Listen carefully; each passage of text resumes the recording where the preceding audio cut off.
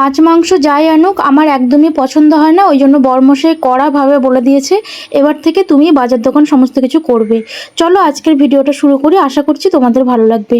Hello everyone, তোমরা সবাই কেমন আছো? আমার এই ছোট্ট সংসারে তোমাদের অনেক অনেক ওয়েলকাম। সকালে মর্নিং ওয়াকে গিয়ে দেখি ছোট্ট একটা কিউট সদস্য, দেখতে এতটা সুন্দর, ভাবলাম তোমাদের সঙ্গে একটু শেয়ার করি।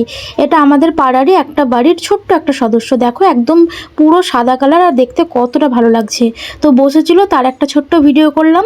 আর এটা হচ্ছে 10টা সাড়ে 10টার সময় একটা ভিডিও করেছিলাম। এটা মুষলধারে বৃষ্টি হচ্ছিল, তার সাথে টুকটাক একটু ঝোড়ো হাওয়াও দিচ্ছিল, ওই জন্য একটু অনেক ভিডিও করেছিলাম। তো দেখো এখানে কিন্তু কেরালায় কিন্তু এখন বৃষ্টি কমছে না বলতে গেলে, প্রত্যেক দিনই বৃষ্টি হচ্ছে। বিশেষত সারাদিন তেমন হয় না, তবে রাতের বেলায় বেশ ভালোই বৃষ্টি হয়। তারপরে দুপুরবেলায় খাওয়া দাওয়া করছিলাম, খাওয়া দাওয়া করে আমি দুয়ারটা এসে বসে আছি, ঠান্ডা ঠান্ডা হাওয়া দিচ্ছে। আর সেই ফাঁকে দেখছি একটা কাক এসেছে আমার এঁঠো থালার ভাতগুলো খাবে বলে। তো এত সাহস, একদম আমার কাছাকাছি চলে এসেছে, এসে ভাতগুলো খাচ্ছে। তো এই দৃশ্যটা বেশ ভালো লাগলো, ওই জন্য তোমাদের সঙ্গে একটু তুলে ধরলাম। তারপর ঘরের টুকটাক কাজকর্ম সেরেছি, দুপুরবেলা একটু রেস্ট নিয়েছি। বিকেলবেলায় বড়মশাইকে ফোন করলাম যে বিকেলে কিছু বাজার টাজার আনতে হবে। তো ও তো একদম কড়াভাবে বলে দিল যে তুমি গিয়ে সামনের বাজার থেকে মাছ নিয়ে আসো। কারণ ও যখনই মাছ নিয়ে আসে আমার একদম পছন্দ হয় না মাছ কাটার ওই ব্যাপারটা, মানে একদম কিছু পিস একদম ছোট ছোট করে, কিছু পিস একদম বড় বড় করে। ওই জন্য আমাকে একদম কড়াভাবে বলে দিল যে তুমি যাও গিয়ে মাছ নিয়ে আসো। তো আমি গিয়েছিলাম পাশেরই একটা মার্কেটে মাছ আনতে, তো সেখান থেকে আমি নিয়ে এসেছি মাছ। আর বড়মশাই আসার সময় বেশ কিছু সবজি এখানে এনেছিল।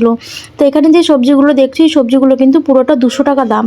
তো এই সবজির আমি একটা আলাদা করে ভিডিও করেছি যে এখানে সবজি এত দাম তোমাদের বলে বোঝাতে পারবো না, তোমরা চাইলে এই ভিডিওটা দেখতে পারো।